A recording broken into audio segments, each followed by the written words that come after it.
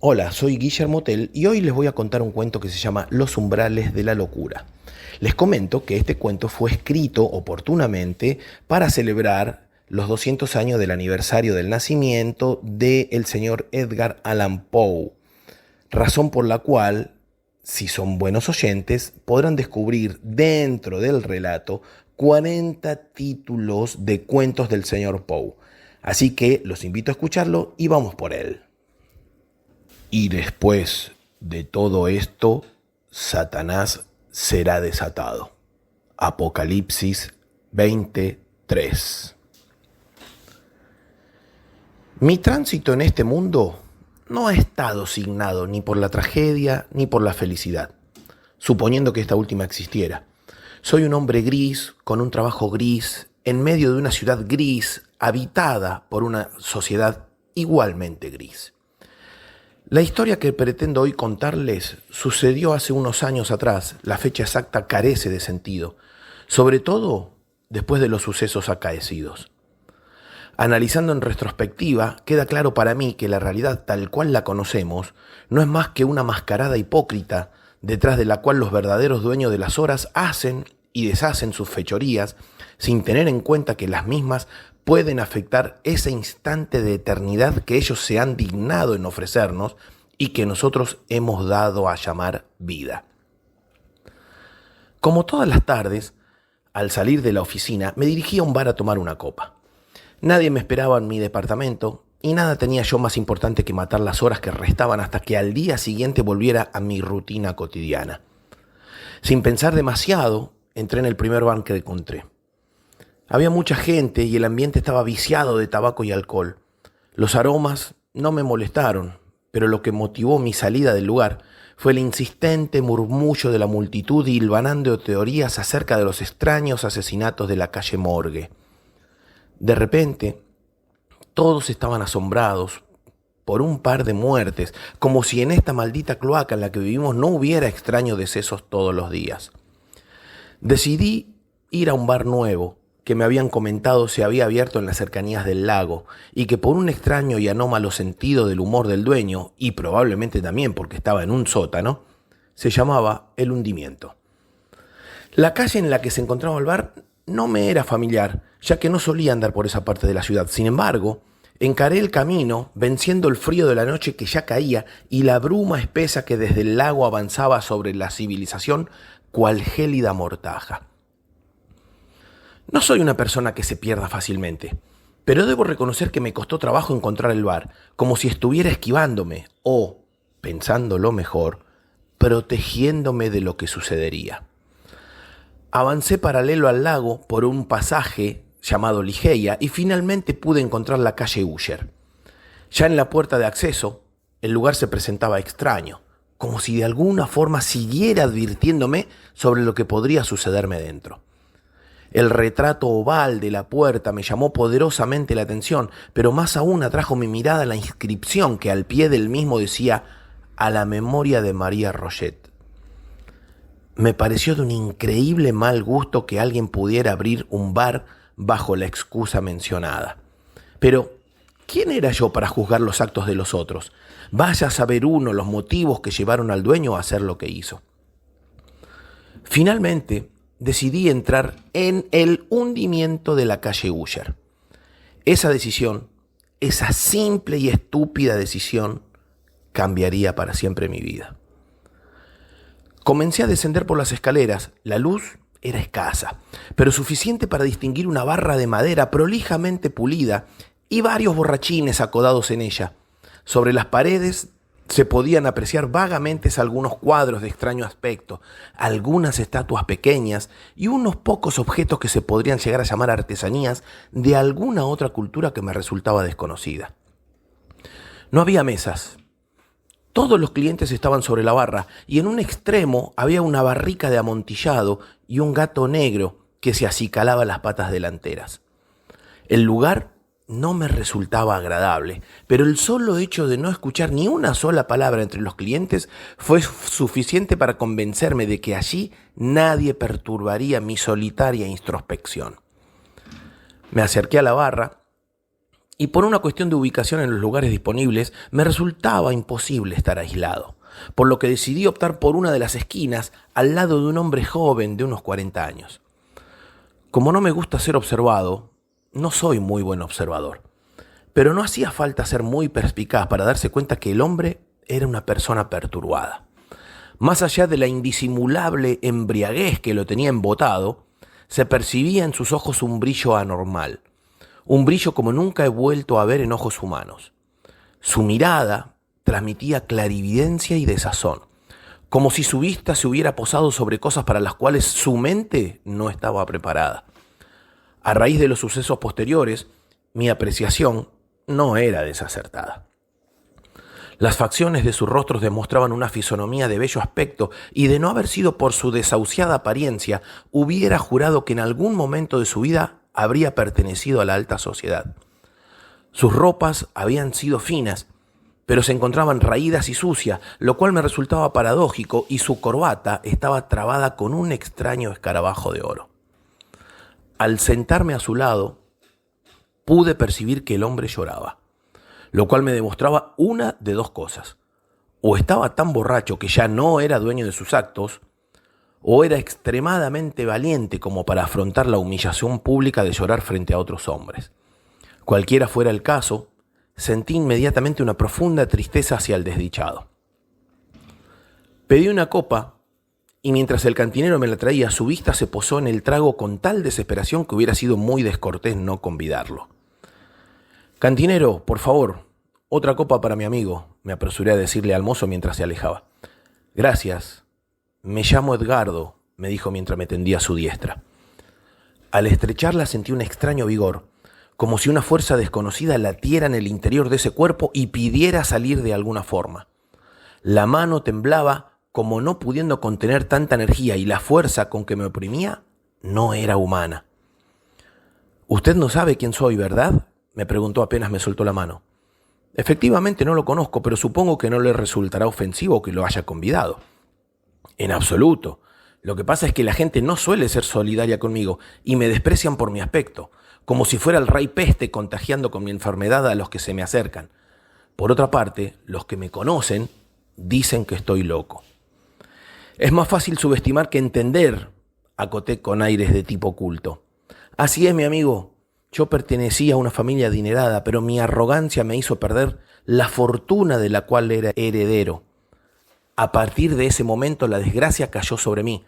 Perdí a mi esposa y luego perdí a mis amigos». «Vaya que ha tenido mala suerte».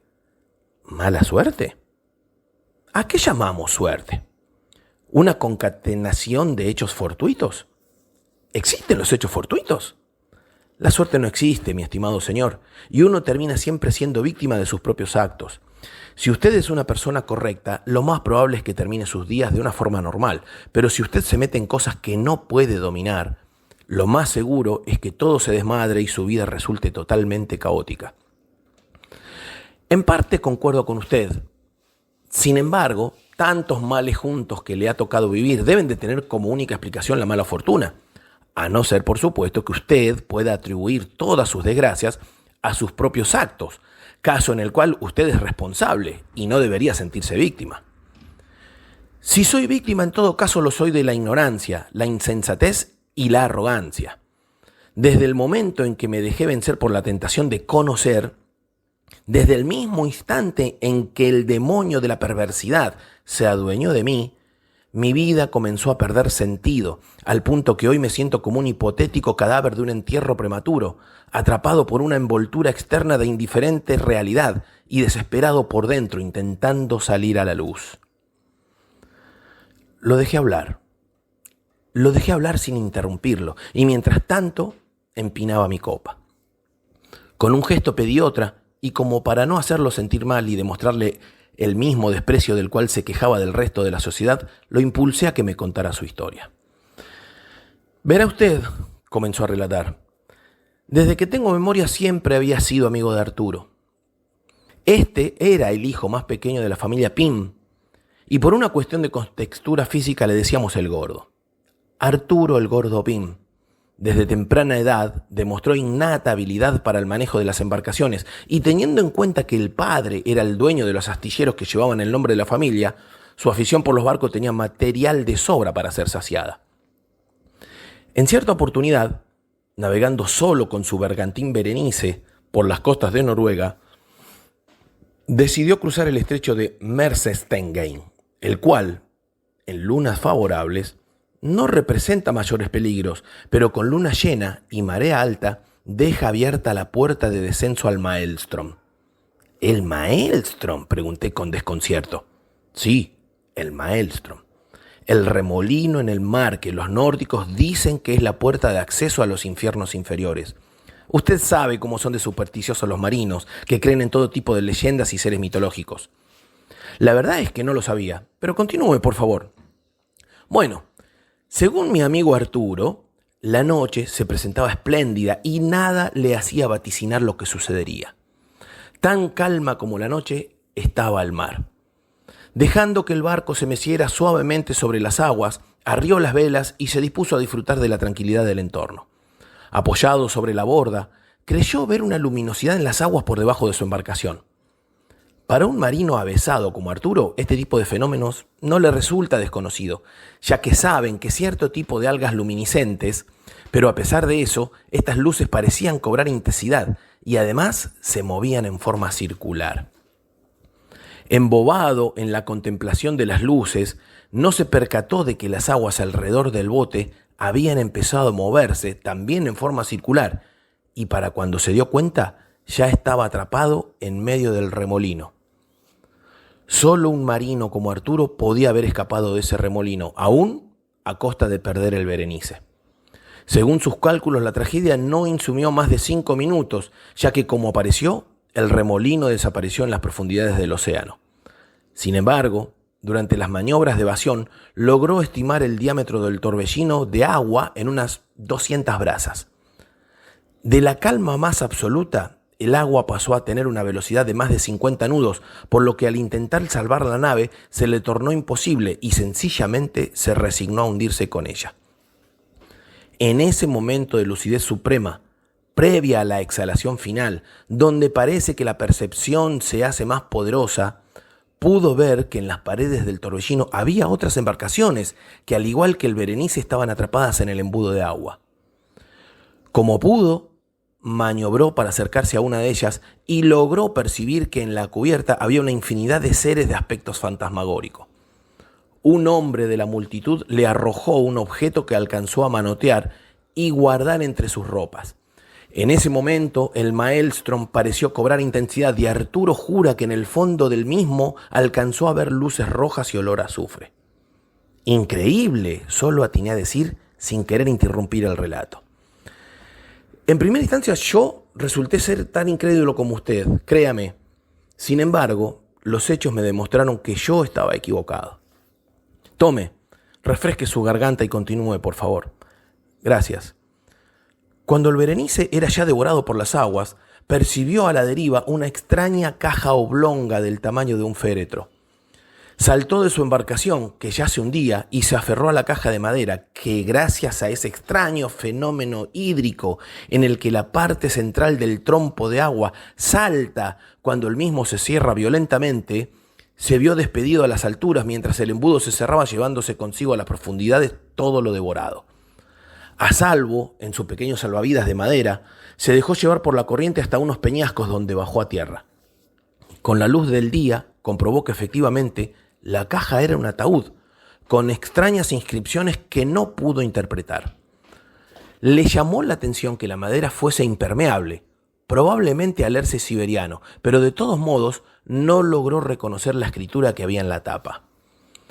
El interior estaba vacío, pero al abrirlo emanó un fétido vaho que demostraba que en algún momento contuvo alguna especie de sustancia orgánica en avanzado estado de descomposición.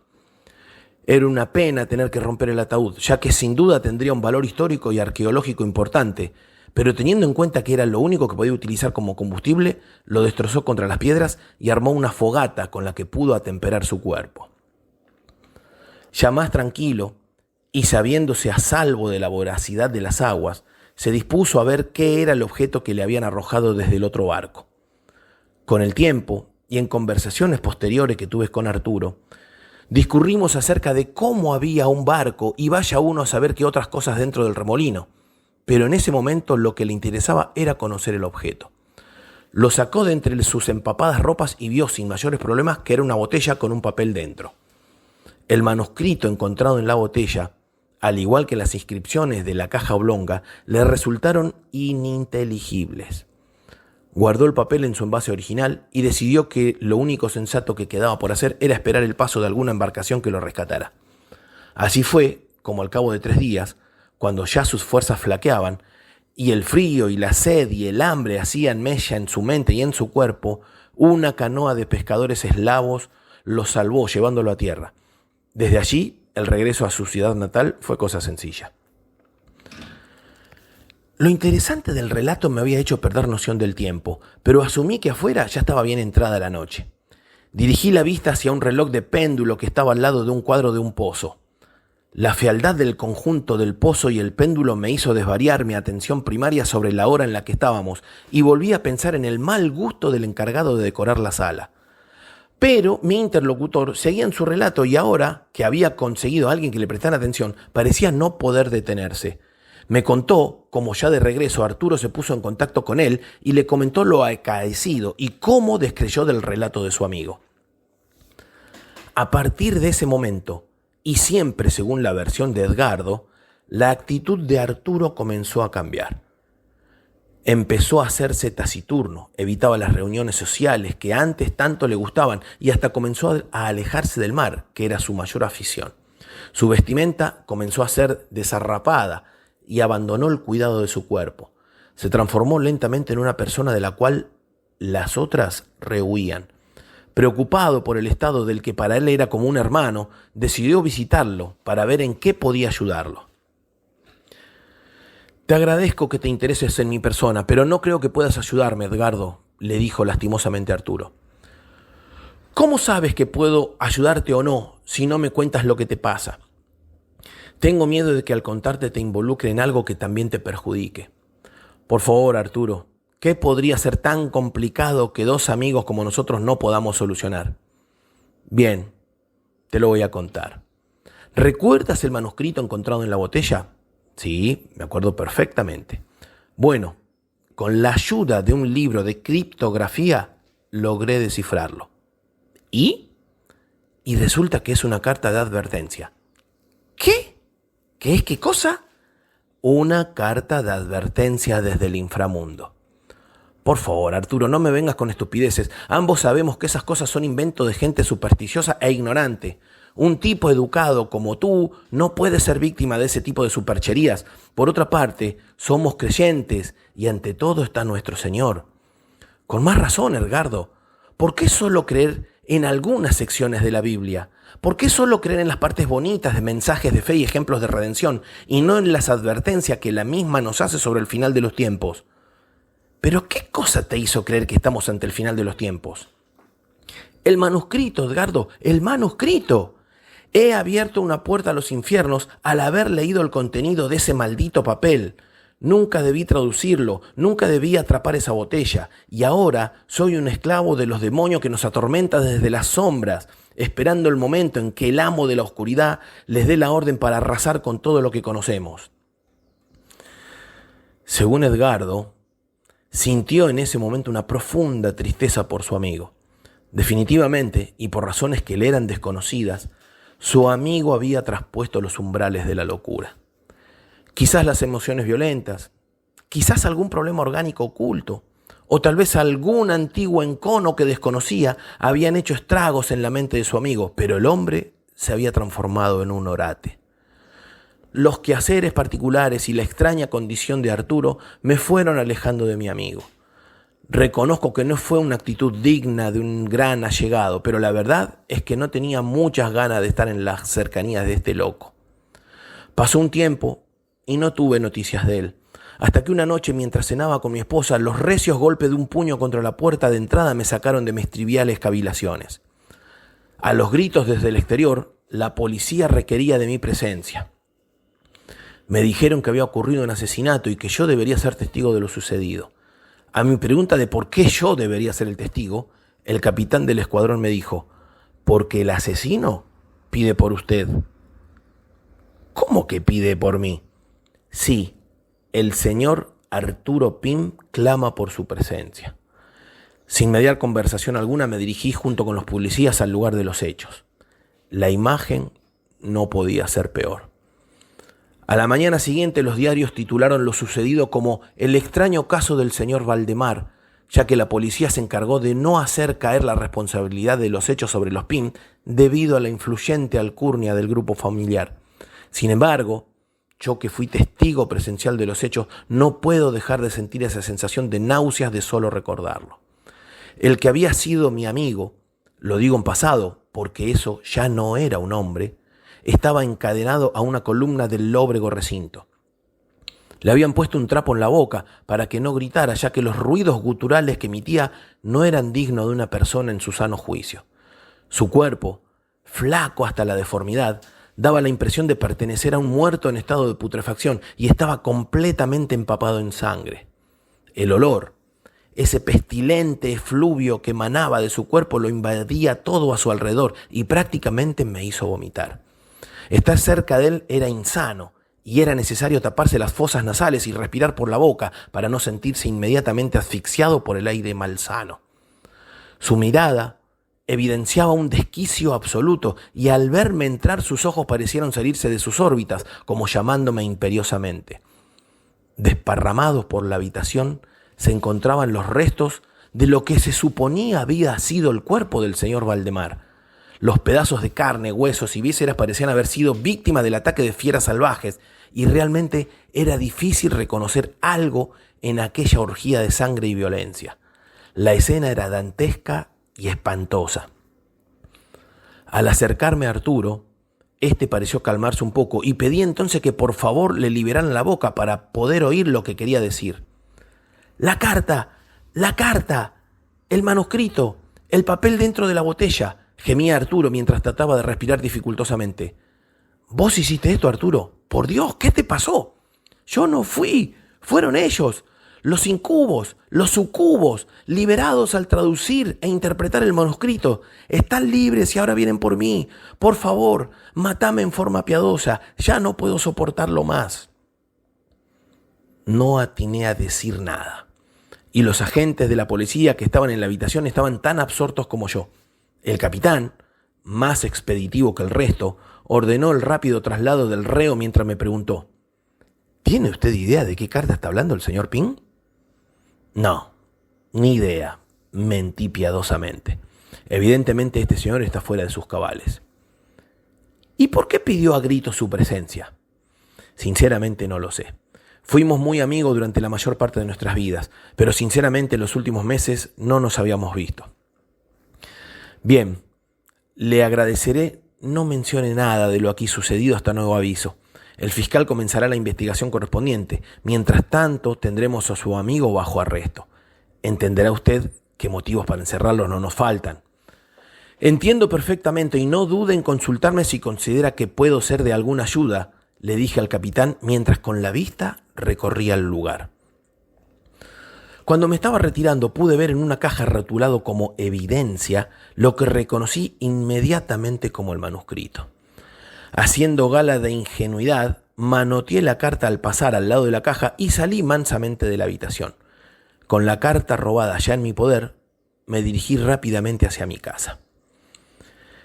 En ese momento, mi interlocutor se detuvo. Pensé que estaba tomando aire para seguir con el relato o que tal vez su mente estaba horadando en la profundidad de sus recuerdos. Me miró con una cara de tristeza que parecía brotarle desde el alma. Sus ojos se llenaron de lágrimas y creí que ya no iba a seguir contándome su historia. Sin embargo, pareció leer en mi cara la estupefacción que me invadió y entonces tomó renovado bríos y prosiguió. No sé por qué robé la carta. Continuó contándome. Fue un impulso sobrenatural, un acto involuntario e irracional, como si la carta me hubiera ordenado ser robada. Por supuesto que no creía en ese tipo de cosas y estaba convencido de que Arturo había enloquecido por alguna otra razón, pero debo reconocer que desde el momento en que la carta estuvo en mi poder, empecé a sufrir una tentación irrefrenable por leerla. Era como si la misiva tuviera vida propia y tirara de mí hacia ella de una manera incontrolable. Cada día que pasaba la atracción se hacía más fuerte y mi obsesión se transformó en un pensamiento enfermizo que no podía sacarme de la cabeza. Desatendí mis asuntos y comencé a tornarme irascible y noctámbulo. Sin darme cuenta empecé a recorrer el mismo camino que había recorrido mi amigo Arturo y sentí miedo. Intenté deshacerme de la carta, pero no pude. Cada vez que estaba a punto de sacármela de encima, un incontenible deseo interno por leerla me lo impedía. Finalmente, y viendo que mi vida convencional comenzó a desbarrancar, decidí leerla. Una noche, mientras mi mujer dormía en nuestra alcoba en el piso superior, leí la carta a la luz del candil. El contenido no parecía gran cosa. Sin embargo, mencionaba, tal cual lo había dicho Arturo, la apertura de cierta puerta hacia los infiernos. La carta me pareció sencilla y no revestía en sí misma un tono tenebroso, pero nomás terminé la lectura, escuché un grito desgarrador desde lo alto de la casa. Enseguida pensé en mi esposa y corrí escaleras arriba para encontrar su cuerpo laxo, tendido en el piso al lado de la cama. Su cara, con un inequívoco gesto de horror, estaba helada y ya sin vida. El doctor dijo que murió de tuberculosis, pero ella nunca tuvo tal enfermedad y ahora sé que Arturo tenía razón. A mi esposa la mataron ellos. Ya sin mi mujer y también sin mi mejor amigo, mi vida empezó a carecer de todo sentido y me volqué al alcohol tratando de olvidar mis males. Pero no me fue posible olvidar y tampoco pude librarme de ellos. No sé qué es lo que quieren. Me atormentan día y noche, apareciendo en los lugares más inesperados, mostrándome toda su maldad y malevolencia, su inquina despiadada hacia la humanidad. Me hacen sentir el responsable de todos los males, como si cada crueldad que sucede en el mundo fuera culpa mía. Lo miré con pavor y solo atiné a decirle: no se ponga así, hombre. Para todos los problemas hay una solución posible. Evidentemente usted no entiende, me gritó mientras me sacudía por los hombros. Usted no entendió nada de lo que le conté durante toda la noche. ¿No comprende que el demonio ya está entre nosotros y me está buscando? Por favor, no me toque, le dije mientras me sacaba sus manos de encima. El resto de los bebedores nos miró sorprendidos por el exabrupto y comprendí tardíamente que le había dado demasiado soga al loco que estaba a mi lado. Sin querer generar mayores sobresaltos, decidí pagar las cuentas y salí del bar, pensando en cuánto desquiciado anda suelto por ahí. La historia que me había comenzado a contar y que parecía relativamente verosímil se había transformado en un mamarracho digno de un trastornado mental. Pobre diablo, pensé para mis adentros. Ya en la calle, el frío era intenso y me subí el cuello del sobretodo para no sentir las sensaciones del viento helado en mi cara. Mientras esto hacía, sentí ruidos de pasos detrás mío y al darme vuelta vi que raudamente se acercaba Edgardo. Por favor, perdóneme, me dijo en medio de su borrachera. No quería ser descortés con la única persona en meses que me ha prestado su mínima atención. No se disculpe, que esto quede entre nosotros como un pacto de silencio entre caballeros. Sí, de todas formas, no alcanzó a terminar la frase. Sus ojos, que en principio me miraban, estaban posados ahora en algún punto por encima de mis hombros y su cara, que no demostraba más que una mala borrachera, mutó a una expresión de pavoroso horror. En ese momento sentí un extraño ruido detrás mío mezclado con un rancio y hediondo olor a almizcle. Me di vuelta y mi instantánea sorpresa se transformó en una mezcla de espanto y delirio. Lo que estaba viendo no podía ser cierto. Un cuervo enorme, gigante, nos miraba a los dos con sus infernales y blasfemos ojos negros, negros como la pez. Tal era nuestro espanto que no atinamos a nada y mientras tanto el cuervo nos ultrajaba con su asquerosa mirada. Su vista inquisidora se posaba alternativamente en cada uno de nosotros, como si buscara algún signo en alguno de los dos que evidenciara lo que él ansiaba encontrar. Mi miedo era tan grande que podría asegurar que mi corazón parecía salirse del pecho. Sin embargo, comencé a escuchar un latido profundo y retumbante que salía del cuerpo de Edgardo. El cuervo también pareció percibirlo, ya que con su ominoso pico le pegó un recio golpe en la mitad del esternón que lo tiró de espalda al suelo. El corazón delator de Edgardo quedó al descubierto y el cuervo, que en cada graznido atroz parecía decir nunca más, como recriminándole algo, cegó la vida del pobre hombre con un fuerte picotazo. El cuervo me miró, tomó el cuerpo de Edgardo entre sus garras, remontó vuelo y se perdió en la espesura de la noche.